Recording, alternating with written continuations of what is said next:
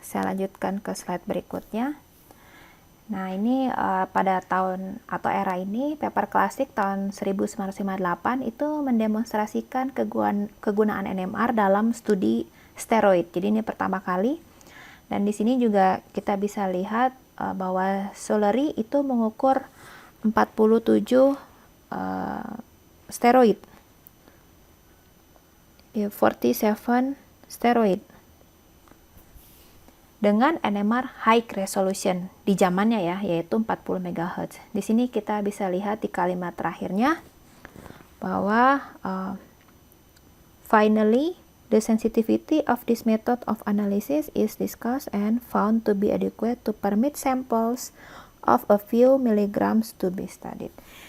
Jadi ini adalah terobosan yang luar biasa, mengingat penentuan struktur klasik secara metode reaksi kimia itu mensyaratkan bahwa sampel hingga orde gram.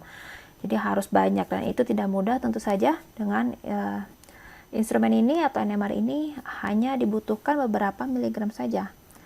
Kemudian mulai saat itu publikasi NMR dengan senyawa alkaloid, porfirin, bahkan ada studi mengenai gula oleh Karplus yang secara khusus meneliti tentang konformasi.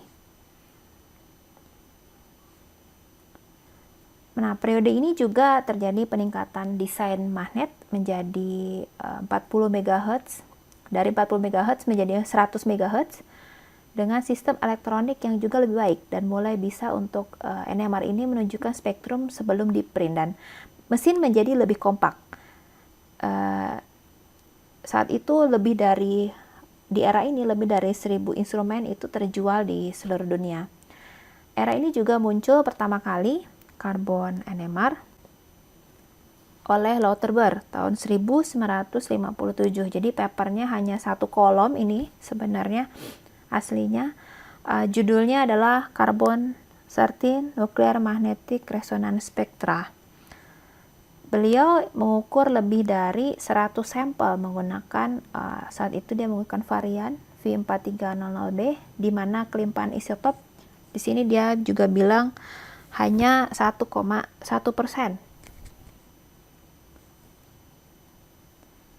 Nah, dekade ini juga mulai dikembangkan tahun 66 sampai 1975 magnet superkonduktor. Jadi sebelumnya menggunakan 100 MHz, inti elektromagnetiknya adalah yang besi.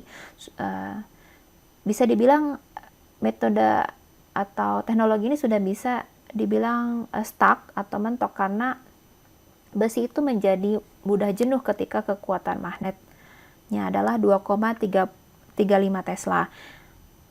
Nah, atau maksimal dia cuma bisa 100 MHz. Metode lainnya adalah dengan meningkatkan medan magnet, yaitu caranya dengan menggunakan material selenoid superkonduktor pada suhu yang sangat rendah.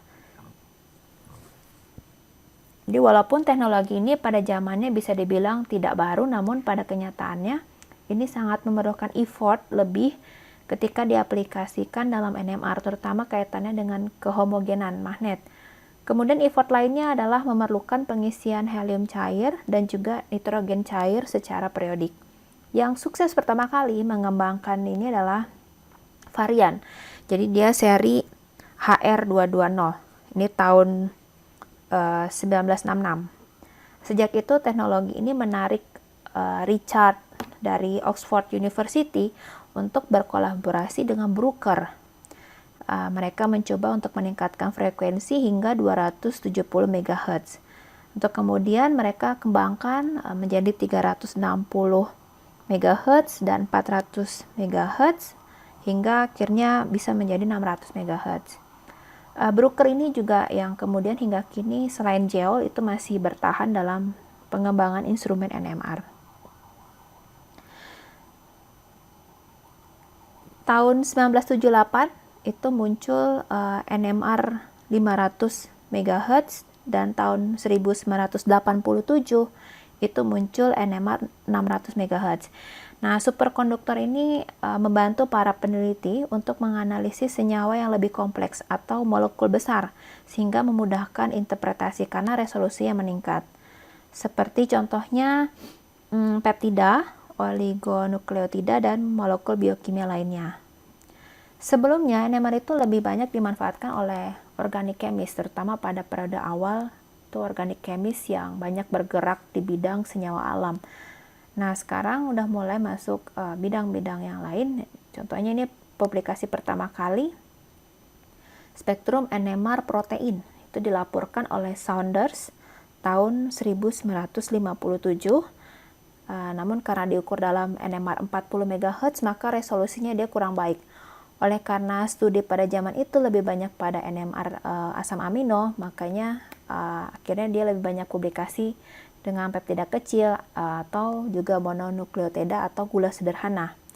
Baru pada tahun 1967, McDonald dan Philip melaporkan pertama kali spektrum NMR dari protein dengan resolusi yang lebih baik dan juga lebih detail informasi yang diperoleh.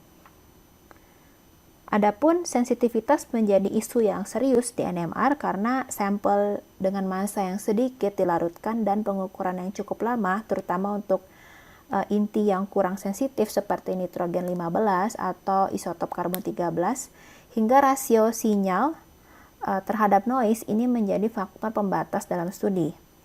Kelemahan dari metode continuous wave atau CW tadi adalah laju pengukurannya lambat karena menghindari distorsi dari garis spektrum dan sangat tidak efisien karena darah yang diamati di spektrum menjadi sangat sempit. Kemudian dikembangkanlah Fourier transformation FT, Fourier transformation. Jadi dia memanfaatkan eksitasi oleh pemberian puls RF yang sengaja diberikan secara singkat. Meskipun demikian tetap saja scan yang digunakan rendah. Richard Ernst, dia melaporkan penelitiannya tahun 1966. Isinya data processing dari FID yang koheren dan dia konversikan ke kertas secara digital komputer di remote site. Kita sebutnya FTNMR. Saat itu mini komputer sedang dikembangkan. Nah, disinilah proses data dilakukan. Jadi dia terpisah atau secara mandiri, pengukuran dengan proses. Dengan menggunakan penyimpanan datanya menggunakan komputer. Tentu ini akan memiliki kapasitas yang sangat besar. Di komputernya harus memiliki daya simpan memori yang besar. FTNMR ini yang kemudian membuka jalan bagi NMR 2 dimensi karena memungkinkan untuk memvariasikan pulsa. Kemudian dikembangkan pula cross polarisasi dan perekaman FID dapat dilakukan. Sebenarnya ada peneliti namanya Jenner dari Free University of Brussels. Dia yang pertama kali secara original menggagas ide awal dari NMR 2 dimensi. Itu tahun 1971. Tapi Richard yang pertama kali membuat praktek dan metode yang real yang bisa diterapkan dan kemudian Richard Ernst ini dianugerahi Nobel Prize tahun 1991. Jadi tahun 1991 ini Richard Ernst menerima Nobel Prize sebagai jasanya dalam pengembangan FTNMR atau Fourier Transform NMR.